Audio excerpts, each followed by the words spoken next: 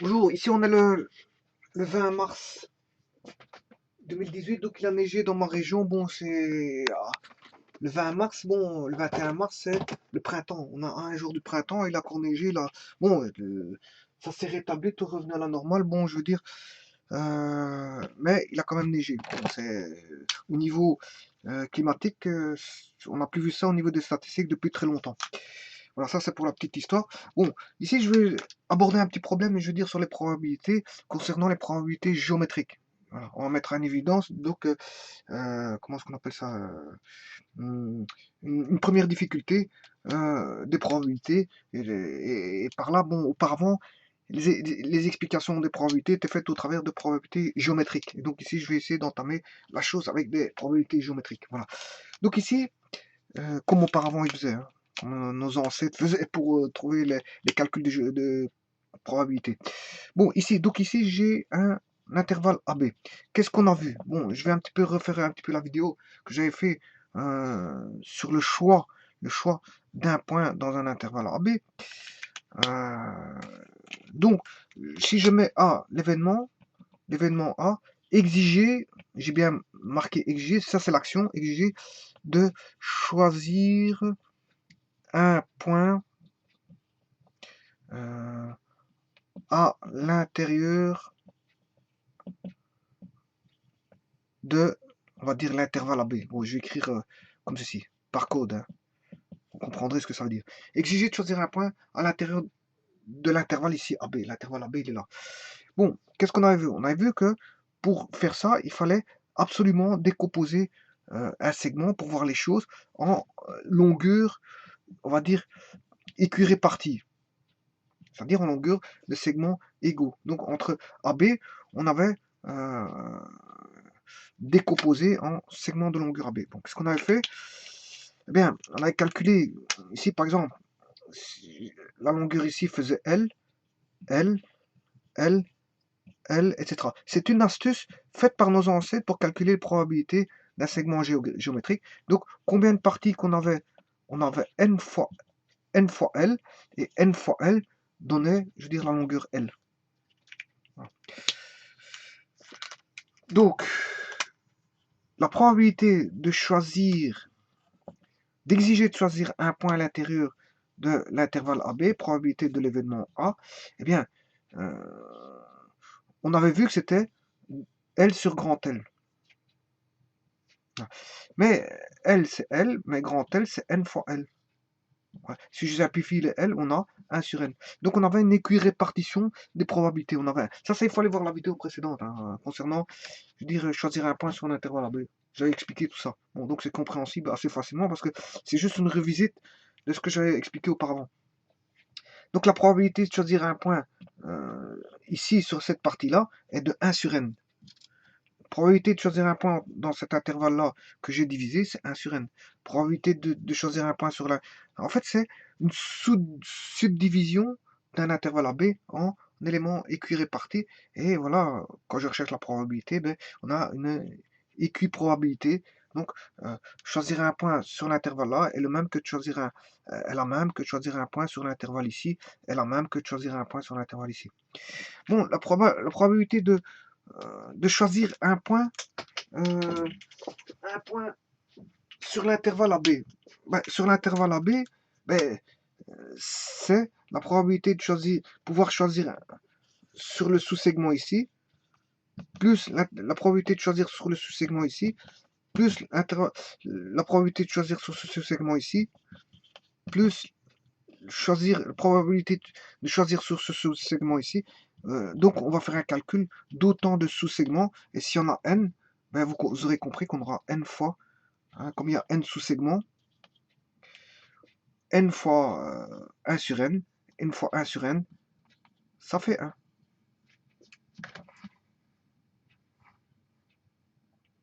Bon, alors quand je dis exiger, ça veut dire quoi? Ça veut dire que c'est comme si j'avais un curseur ici, voilà, un curseur qui ne peut aller que de A à B, et avec un coulisseau, et je peux coulisser. Bon, ça veut dire que je suis pas en dehors de l'Inde. Mon coulisseau ne va que de A à B, il ne sait pas aller en dehors. À moins qu'il soit cassé, mais ici il n'est pas cassé, il est en fonctionnel. Donc j'ai un coulisseau fonctionnel, et donc je peux coulisser, comme un potentiomètre, hein, je peux coulisser le coulisseau à n'importe quel endroit de l'intervalle AB. Voilà, on peut comprendre ça comme ça. Et quand je dis exiger, ben, c'est de mettre le coulissé dans un des points, quelle est la probabilité que je coulisse en un des points, n'importe où, voilà le coulisseau. Voilà. À cela près qu'on n'a pas un système, je veux dire, mécanique. On a un système, on n'a pas de système mécanique, on a juste un segment AB, et je choisis, et j'exige d'être sur l'intervalle. Comme ici, j'exige d'être sur l'intervalle AB avec le coulisseau. Donc je ne serai pas être en dos. Donc ici, j'exige d'être sur l'intervalle AB. L'exigence, l'événement, c'est l'exigence d'être sur l'intervalle AB. Voilà. Donc ici, la probabilité d'être sur l'intervalle AB, ben, elle vaut 1. Je suis sûr et certain d'être sur l'intervalle AB en choisissant un point. Puisque j'exige d'être sur l'intervalle AB. Hein. On fait en sorte qu'on est sur l'intervalle AB. Donc je vais passer un point sur l'intervalle. En exigeant d'être sur l'intervalle AB, ben, j'exige, ben, la probabilité ne peut être que de 1. Mais alors, quelle est la probabilité d'être en dos? La probabilité d'être en dos vaudra 0. Donc, ça sera impossible d'être 0. Tout comme le coulisseau ici, ben, ce sera impossible de choisir un point en dehors du coulisseau s'il est fonctionnel. Voilà. Donc, en fait, la probabilité, on aura la probabilité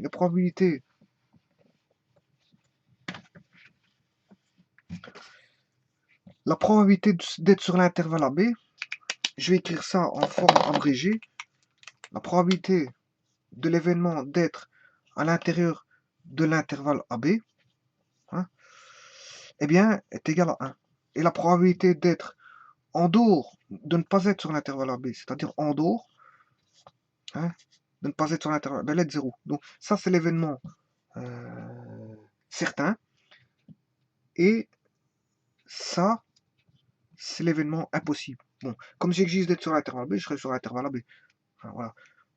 Je serai sur une des parties des sous-segments que j'ai partagés, mais en tout cas, je serai sur l'intervalle AB. Sur l'intervalle AB, c'est l'événement certain. Alors que être en dos, puisque j'exige d'être sur l'intervalle AB, c'est l'événement impossible. Bon. Mais on va voir, on va mettre en évidence une première difficulté justement de ça, des probabilités, au travers des probabilités géométriques, parce qu'ici je prends des segments, etc., etc. Alors, pour ça,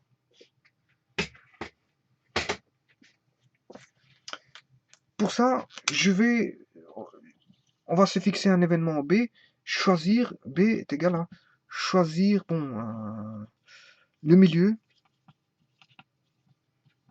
du segment AB. Bon. Qu'est-ce que c'est qu'un segment? Vous aurez compris qu'un segment, hein, c'est une partie de droite. Hein. C'est une partie de droite. C'est un ensemble de points. J'avais défini le point. Personne m'a encore défini le point. Je veux dire, j'ai mis une vidéo sur le point. Personne ne sait définir le point. Hein. Bon. Donc, quand on discute du point, c'est un infiniment petit. Infiniment petit. Mais qu'est-ce que c'est qu'un infiniment petit? Bon, ça c'est la question. Ça, c'est déjà de 1. Et en plus, on dessine un point. Donc, fatalement, représenter un infiniment petit par un point qui est d'une grosseur, d'une taille immense, je veux dire, bon, on voit bien la complication d'expliquer ce que c'est que un point. J'avais fait une vidéo sur ça. Personne ne donne de définition exacte. J'en ai jamais vu. Ni dans le dictionnaire, ni personne ne m'a donné. Alors, on définit tous les éléments géométriques à partir du point. Voilà.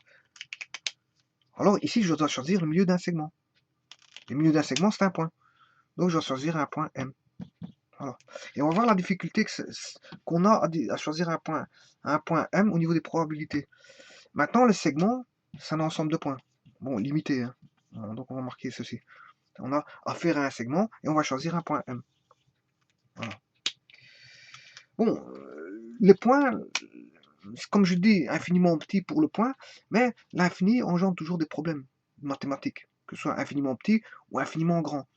Quand on calcule les infiniment grands, dire à l'aide les infiniment grands, à l'aide de calculs de limites, on met souvent égal l'infini. Mais en fait, c'est déjà une absurdité en mathématiques, il n'y a rien qui est égal à l'infini, puisque l'infini, c'est pas un nombre. Donc, tous ceux qui écrivent, toutes les personnes qui écrivent égal à l'infini dans un calcul de limite, c'est faux. Parce que l'infini n'est pas un nombre. Voilà, ça je le mets au clair. Donc, personne ne sait ce que c'est que l'infini. Personne.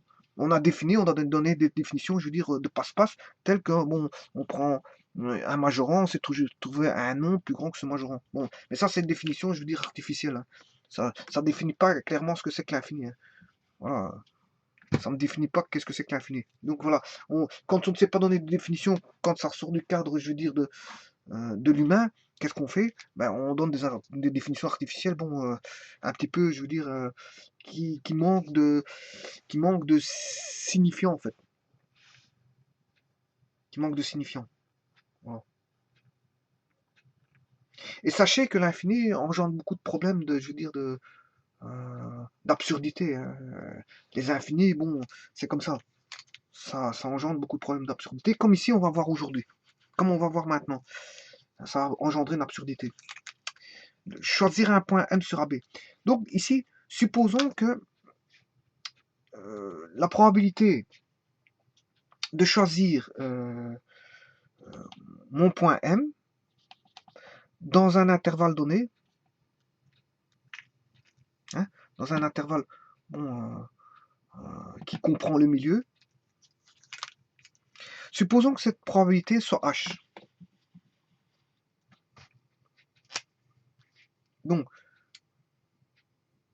Donc, probabilité de choisir le milieu dans le segment AB. Tout d'abord, M dans AB.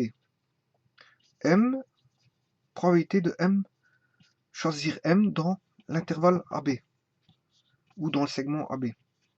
Supposons que je fixe cette probabilité à une valeur donnée que je vais appeler R. Voilà, ça c'est la probabilité de choisir M, mon milieu dans un intervalle AB. Bon, elle vaut R, elle vaut ce qu'elle vaut. Maintenant, je vais voir la probabilité pour, on va dire, choisir M dans un sous-segment, segment de AB.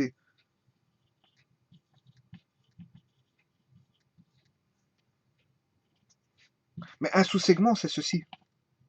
Et supposons que je le prenne égal à un sous-segment de longueur R. Mais vous aurez compris que ce que je viens de voir ici,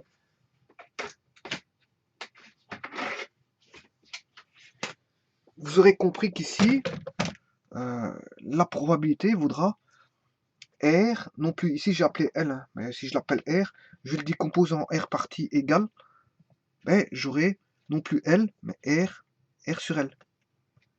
L étant la longueur complète. Voilà, donc j'aurai la probabilité de choisir M dans un sous-segment AB vaudra R sur L. Voilà. Maintenant, si R vaut 100, si L vaut 100, pardon, si le segment a une longueur de 100.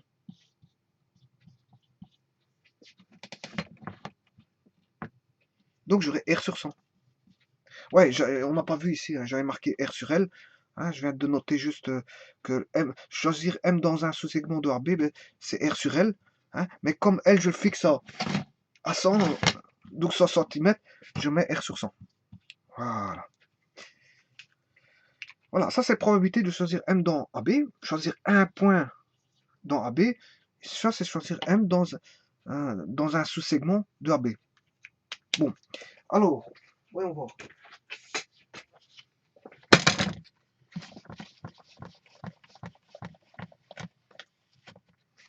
Ce qui veut dire maintenant, la probabilité de choisir un point M dans AB,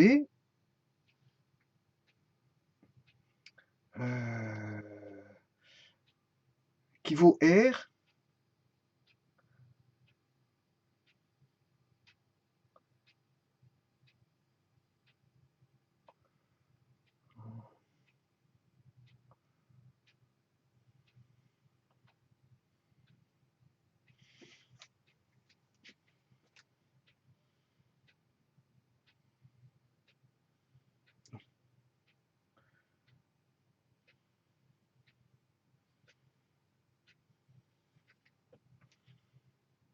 alors cette probabilité R, M dans AB, doit être comment par rapport à R sur 100? La probabilité de M dans AB par rapport, si je en comparaison, si je compare la probabilité de choisir M dans AB, c'est plus difficile de choisir un point qui serait milieu, M milieu dans AB, c'est plus compliqué, hein, que de choisir un point M dans le sous-intervalle que je vais appeler ici x1, x2. Voilà, j'ai un sous-intervalle x1, x2 autour de M. Voilà. Donc, il est plus difficile de choisir un point M milieu que de choisir un point M entre l'intervalle x1, x2. Voilà, c'est clair et net. Donc, il est plus difficile de choisir la probabilité de M dans AB est plus difficile, hein, M dans AB, choisir son milieu dans AB est plus difficile que la probabilité de choisir M dans un intervalle x1, x2. Voilà. Donc, on va écrire ceci. La probabilité de M dans AB, comme c'est plus difficile, la probabilité de choisir M milieu dans l'intervalle AB est beaucoup plus faible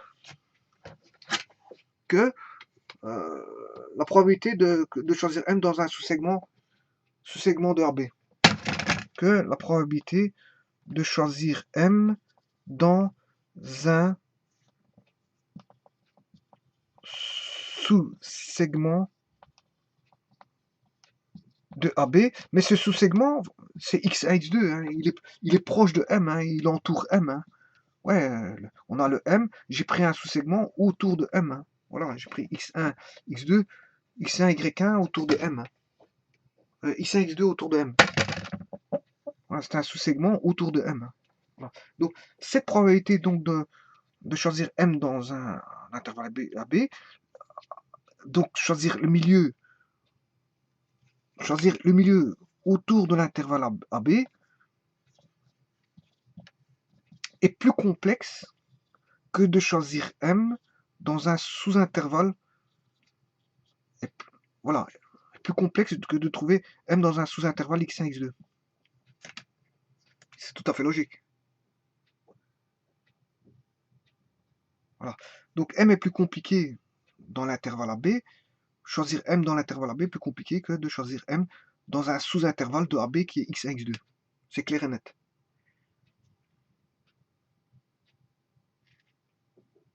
Donc autant dire que la probabilité de choisir M est beaucoup plus faible que de choisir celle qu'on aurait à prendre sur un sous-intervalle de AB qui est x1, x2. Voilà, et on écrit ça comme ça. Donc si on écrit ça comme ça, autant dire que je peux écrire que j'ai R plutôt égal à R sur 100. R est plutôt égal à R sur 100. Voilà. Et là, on rencontre une absurdité. Parce que si je calcule tout ça, ça fait 100 R plutôt égal à 100 R plutôt égal à R. Est-ce que 100 fois R, est-ce que 100 fois R est plutôt égal à R? Jamais de la vie. Hein. Ça, c'est plus grand que ceci. Donc, ici, on a une absurdité. Voilà. Ce qui veut dire que, comme j'avais fixé la probabilité égale à R, probabilité R différente de 0,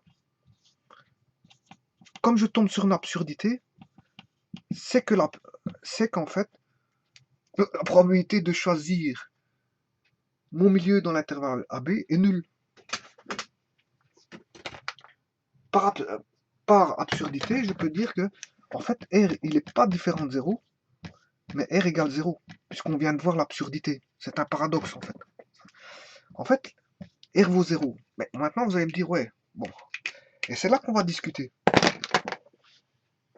On va discuter de ceci. Probabilité certain et impossible. Bon, pour quelqu'un qui entend certain, ben, bon, hein, vous allez dire, ouais, mais c'est certain. C'est sûr et certain qu'on va voir l'événement qui va se produire pour la probabilité de 1. Quand on a l'événement impossible, ben, c'est impossible d'avoir cet événement. Or, si je prends ici, l'événement de choisir le milieu, il est nul. Or, c'est pas possible. Vous allez me dire, ouais, mais on sait choisir un milieu quand même d'un intervalle AB. C'est pas un événement impossible. Et ça, c'est un paradoxe, en fait.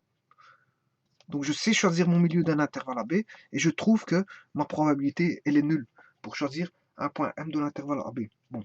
Et ça, c'est une des premières difficultés, je veux dire,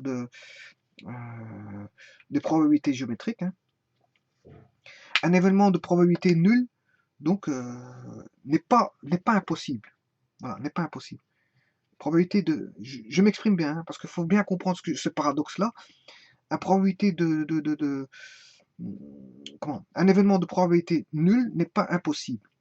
Et inversement, un événement de probabilité égale à 1 n'est pas certain. On dit qu'il est presque certain. Voilà, ça c'est un paradoxe des probabilités. On dit qu'il est presque certain. Et pourtant, on peut pas, il n'y a pas lieu de s'inquiéter, hein, mais cela n'enlève en rien à nos certitudes, on va dire pratiques. Si quelqu'un m'affirme avoir vu de ses propres yeux la réalisation due au hasard d'un événement de probabilité nulle, il est infiniment plus probable qu'il se trompe, ou qu'il trompe son entourage, ou qu'il me trompe. Donc, vous comprendrez que, quelque part, la probabilité nulle ne signifie pas que... enfin, une probabilité, un événement de probabilité nulle, comme ici, n'est pas forcément, n'est pas impossible. Voilà. Et un événement de probabilité égale à 1, on va dire, n'est pas certain. On dit que c'est presque certain. Presque certain. Voilà. Et il faut bien se mettre en tête que malgré tout,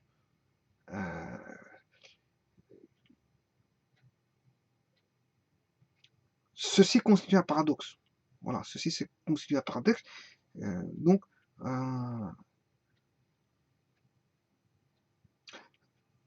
pratiquement parlant, vous verrez jamais donc un événement de probabilité nul se réaliser, ça d'office. Et vous verrez jamais un événement certain ne pas se réaliser. Donc voilà, donc ici on est en face, on va dire, d'un paradoxe. C'est un paradoxe en fait. Et ceci donc laisse la porte ouverte à des discussions mathématiques sur les probabilités, je veux dire, sur les probabilités. Et on en fera encore, et on verra encore des cas de figure où, je veux dire, on aura des particularités comme ceci. Hein. Ici, on a trouvé donc par démonstration par l'absurde qu'on a un événement, qu'on a une probabilité nulle et que malgré tout, on sait bien choisir son milieu entre A et B. Voilà. Ouais.